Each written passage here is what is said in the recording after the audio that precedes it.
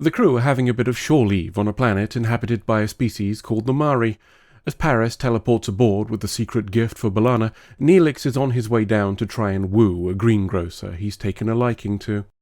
He's a little nervous, as there hasn't been anybody since Kez managed to escape him last season, and he asks Paris for some tips. Paris advises him to just be himself, advice I'd normally agree with, were it not for the fact that himself is Neelix. Down on the planet, we're having a bit of a barter for parts. Janeway and B'Elanna are haggling with the shopkeeper, a job they'd find easier if this species wasn't telepathic, and apparently has no taboo about reading the surface thoughts of others. As they settle up, a stranger barges into B'Elanna, seemingly accidentally, despite there being plenty of space around them. He leaves as our shopkeeper checks B'Elanna's okay. Neelix is having an odd interaction too, as, while he's buying some fruit, the greengrocer he's taken a fancy to reads his mind and asks him why he wants her to pull on his facial hair. Neelix is taken aback, shocked at being unmasked as a filthy, disgusting deviant. Happily, she's a filthy, disgusting deviant too, and they make plans to engage in a bit of tugging later. Tuvok is more interested in their crime prevention methods and is talking to one of the few law enforcement officials they have left. She's telling him that, for them, violence is essentially extinct. This piques his interest and he wants to know how, so she suggests an exchange of data. She'll learn about his methods on Voyager, and we can learn about law down here. He agrees and offers for her to accompany him on one of his security rounds. As an aside, giving security tours for vessels that also fulfill a military purpose feels like something that wouldn't be allowed, but maybe he's feeling a kinship. That kinship might be because this meeting is one of the few opportunities for him to communicate with another telepath, and they have a quick brain chat before switching back to using their mouths. As Neelix is admiring the greengrocer's melons, B'Elanna arrives and asks him if he's ready to return to the ship. He declines, still focused on his hairy tug job later, but it looks like he's going to be disappointed as we hear a disturbance. The guy who barged into B'Elanna earlier is smashing the stall of a pottery merchant, shouting about teaching the owner a lesson for barging into him. As his violence moves to the owner, he's stopped by Janeway, who asks him why he's acting this way. Confused, he responds that he doesn't know. To Voyager, where Tuvok is giving the space popo a tour. She's confused by the concept of a brig, referring to it as barbaric. Her superior attitude doesn't last long, as we receive a message from the planet to tell us that one of her people has beaten the shit out of another, and she's been recalled. Investigation time, and Space Popo wants to question Janeway, B'Elanna, and Neelix. When Tuvok asks why, she says she's simply conducting an investigation, but the look between he and Janeway suggests he's unconvinced. We're taken to a severe-looking room where Janeway is told to sit in a chair that reads and records the mind of whoever uses it.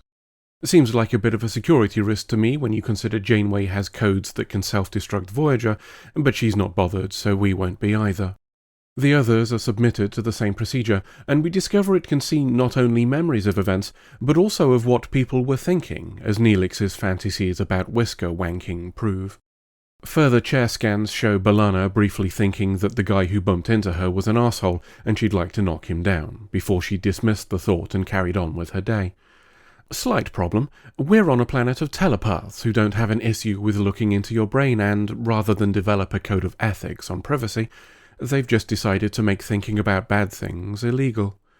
Which is why B'Elanna's being arrested for thought crimes. Normally I'd be on the side of your roof, your rules, yet I can't help but feel this is something they should have mentioned in the brochure. Janeway's unimpressed with the situation, causing Space Popo to give us a little lore dump. Her species used to be viciously violent little pricks, not dissimilar to humans. Their solution was to simply outlaw negative thoughts. 3 generations later and everybody lived in a utopia. We aren't told what happened to the thought criminals from those previous 2 generations, but I'm sure they were given ice cream and cuddles until they got better. Well, maybe not. It looks like the solution is to purge those negative thoughts from the subject's brain. And if that method carries risks of permanent damage, well, maybe they should have been right-thinking individuals. After all, people who aren't a threat to normality don't get memory treatment. It'll take Space Popo a day to set up their humane, enlightened electroshock machine, so that's how long we have to find a solution. Or we could just kick the shit out of them and leg it. Janeway returns to find a concerned Paris. After years of pining, he's finally found somebody who's willing to do a sex with him, and he's not going to give that up without a fight. Janeway says she's doing everything she can, but that we must follow their laws. If we can't find a way to stop it, we'll have to see if the doc can undelete B'Elanna's anger. Paris is less than enthusiastic about this and visits Chakotay to talk about a rescue plan. He's open to having the idea as a backup, but wants to explore diplomacy first. He also makes it clear that any choice will ultimately be up to Janeway. She's busy with Tuvok reviewing the evidence of the case. There's a bit of a chat about how the Mari and Vulcans have a similar past, namely unchecked negative emotion risking the downfall of their society. He expresses admiration for them, though I wonder how much of that is self-congratulatory elitism. When we see ourselves reflected, it's common to reach a more positive opinion. Bugger all that, though, because Janeway's found something important. It seems the guy who barged into B'Elanna and subsequently beat the shit out of that guy isn't an unknown quantity. In fact, he's been previously treated for having violent thoughts multiple times before. Space Popo disagrees, saying those thoughts were purged each time, but it's an unconvincing argument. Most mechanics will tell you that if a part in one machine keeps breaking whilst other machines are fine, there's an underlying cause, and we try to convince her of this logic. But Space Popo isn't listening. She's worried that an uncontained violent thought could spread panic throughout the city, and she wants it gone. And if B'Elanna wasn't the real cause, well, some people would rather keep putting out fires than admit they built a flammable home. Down on the planet, Neelix and Seven are discussing the situation. Seven has no patience for it all, saying B'Elanna is responsible because the event was caused by either her carelessness or her ignorance, something Starfleet has been guilty of many times. Whilst I agree with the principle, I'd argue it doesn't apply in this case, as the Mari were capable of making us aware that this was a possibility, and seemingly didn't do so. All of which is pushed to one side when an OAP gets pissed off at that greengrocer Neelix fancies. We see a flash of the violent thought B'Elanna had, then hear a scream. Neelix runs over to see, and we find that the greengrocer has been given a fatal dose of knife. Looks like he'll have to go back to tugging on himself. Upon returning to the ship, Neelix is telling Tuvok about the incident. Just like the guy who barged B'Elanna, the old woman seemed confused by what just happened. The interview is cut short by a call from the bridge. Space Popo wants to see Tuvok, and he agrees for her to teleport aboard. She's in over her head, but at least has sufficient self-awareness to admit it. Fortunately, she has access to one of Starfleet's greatest detectives, and asks him for help. Whilst she tracks the pensioners' movements for the last few days, Tuvok goes to interview B'Elanna to see if there's something we might have missed. B'Elanna's hesitant towards the idea of a meld, but someone taking a look at your brain is preferable to having bits of it erased, so she agrees. We cover the event again, but this time in detail. The man barges into her. She's annoyed but recovers and he leaves. The shopkeeper comes over to check on her. Except, not quite. It's more than that. With Tuvok's help, she remembers him more clearly, that he seemed more intent, a hint of desire. She breaks off the meld and asks why she didn't remember this at the time, with Tuvok responding that it may have been an unconscious thought. As an aside, whilst I'm not entirely convinced by that answer, the writers at least get points for addressing it. Regardless, the memory is enough for Tuvok to decide he should have a chat with the shopkeeper, so as it's a citizen of an independent species, he naturally contacts Space Popo so she can be there to officiate. Just kidding, he instead approaches the suspicious shopkeeper unaccompanied and in the dark.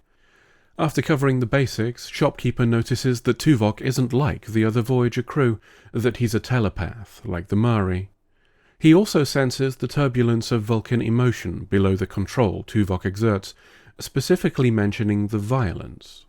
He says he may be able to help Tuvok with them, but Tuvok declines. Instead, shopkeeper makes his excuses about needing to be back home for dinner and departs. It's all about as convincing as a party political broadcast, and Tuvok decides to follow the dodgy bastard. In an alley that looks suspiciously not like his dinner table, shopkeeper meets with another guy for a trade. He takes a box of money in exchange for what he refers to as something exciting. Tuvok follows them but is rumbled, and shopkeeper asks why he's being followed. Tuvok says he's reconsidered shopkeeper's proposal, that maybe they could be of use to each other after all. He's drawn the conclusion that Shopkeeper trades in violent thoughts and offers a deal. Shopkeeper is suspicious, but the prospect of all those delicious Vulcan murder thoughts intrigues him, perhaps tasting a little bit of our old friend Lon Suda in there too. He agrees, if Tuvok is willing to remove his comm badge. He complies, and Shopkeeper gets rid of his punter so he can take on some new and exciting stock. Knives, biting, a guy getting exploded from the episode where Neelix became a drug dealer. Tuvok sharing all of these with the Shopkeeper, despite not being present for the last one. He tells Shopkeeper he needs a break before continuing, and uses the time to ask about B'Elanna's thought under the pretense of wanting it himself. Shopkeeper tells him that it was extracted by the guy who barged into her, and was lost when it was deleted from him. But that can't be true, because it was the memory that caused the OAP to do a stabbing earlier, so it must still exist. Tuvok thinks Shopkeeper took a copy too, and when his approach doesn't get any further, he drops the act and tries taking Shopkeeper in for questioning. That punter from earlier takes issue with this plan, as does a friend, and the three of them manage to beat the shit out of Tuvok. So much for their society being free of violence. Up on Voyager, we can't track Tuvok. Even worse, the Space Popo call and tell us we can't send a search party, and that they're about to shock therapy B'Elanna. In the compound, B'Elanna struggles as she's dragged into a room. She's sedated and strapped into a pew-pew brain chair as the procedure begins. She's not the only one in peril as Tuvok is dragged away by Shopkeeper and friends. Shopkeeper admits to giving the OAP B'Elanna's thought crime, though didn't anticipate it causing a murder. That's not going to stop him continuing, though, as he starts trying to see Tuvok's violent thoughts. A flash of random images, but it's not the good stuff. Tuvok's holding back. Shopkeeper says he'll let him go in exchange for premium murder thoughts, and Tuvok obliges. Only Shopkeeper is getting far more than he bargained for. Tuvok is intimately familiar with dark thoughts, even before you consider that he carries the memories of a mass murderer. In the meld, Tuvok chases down Shopkeeper and brain strangles him. In reality, Shopkeeper falls to the floor. A call from Janeway interrupts Space Popo from mind-flaying B'Elanna. Tuvok's back and he has new evidence. I guess he overpowered the other two guys after brain strangling Shopkeeper, as he's managed to escape and capture a prisoner. Presumably he also went back and fetched his comm badge to call Voyager, and then decided to not put it on. Space Popo teleports aboard, and is less than delighted to learn that outlawing violent thoughts only served to create a black market, one in which Shopkeeper was a serious player.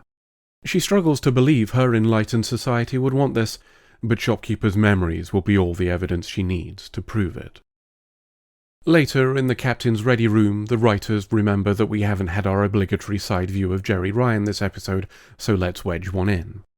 She tells Janeway that abiding by Starfleet standards and exploring space as we fly home is inefficient and should be stopped.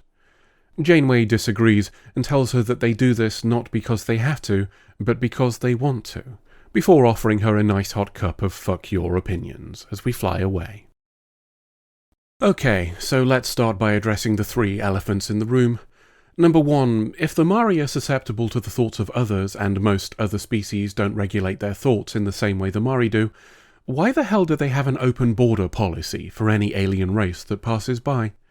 We're just 1 month's travel away from the Kranim, and they were involved in at least one current conflict, with more in their near past, depending on which timeline you examine, so the idea that the Mari wouldn't have encountered this problem before doesn't hold water. Number 2, if the Mari didn't make their laws available to us prior to our arrival, there's no moral ground for being held to account by them. If they did, whoever didn't bother to read them is liable, rather than B'Elanna, as she was surprised by the whole thing. As briefing away teams would probably be a security issue, that'd be Tuvok's wheelhouse. I don't think him forgetting is likely. Number 3, if B'Elanna's violent thoughts are so dangerous that they can affect those around her, keeping her on the planet and threatening her is nonsensical. Dragging her to the brain machine alone must have caused enough violent thoughts to make a masochist cower, so getting her the hell away from everyone else would have been the smart call. With those out of the way, let's tackle the main point, that of censorship. I struggled with where I stand on this one for a little while. The Mari approach felt wrong, but I couldn't quite put my finger on why. After all, if someone incited violence here, we'd consider that a crime. Surely thinking about violence in a crowd of telepaths is comparable to shouting incitement to violence in a crowd of people who can hear, right? And then I realized what was missing. Intent. Someone who shouts for the eradication of queers intends that oppression. Someone who fleetingly thinks about punching a person who jostled them, then moves on with their life, does not. I'm a pacifist by nature and try to avoid violence. But even I've thought about causing people harm, and if you tell me you've never thought the same, then frankly, you're a fucking liar. I may have, at some point in my life, fleetingly thought about feeding Boris Johnson into a sausage machine, but I'd never actually do it, not least of which because I bet he tastes of bastard. The simple act of rejecting a thought requires for there to be a thought to begin with. I don't act on those impulses because they're just that, impulses. Random electrical charges in the meat we call brains. We don't punish shoe vendors for selling shoes because somebody with impulse control issues bought 200 pairs of shoes, not unless they deliberately marketed to people with impulse control issues. Similarly, we shouldn't punish B'Elanna for thinking about punching a guy because someone with impulse control issues acted on it, not unless she deliberately thought about violence for the purpose of inciting someone to act. Again, we're back to the matter of intent. Once I realized that, it became easy. The Mari aren't a people who solved their problem. There are people who tried to wish it away and punish those who didn't believe hard enough. You can't cure a societal issue by denying its existence. That's like trying to fix a flood by arresting the people who got wet. End of episode. So, I guess I'm inside a dog now. Okay, I can make this work. All Space Dog does is insult people, and you all love him for it. That's easy enough. You're all scum, and I hate you, and you should all get stabbed. Wait, what? You're shit compared to Space Dog. Why aren't you worshipping me? Oh crap.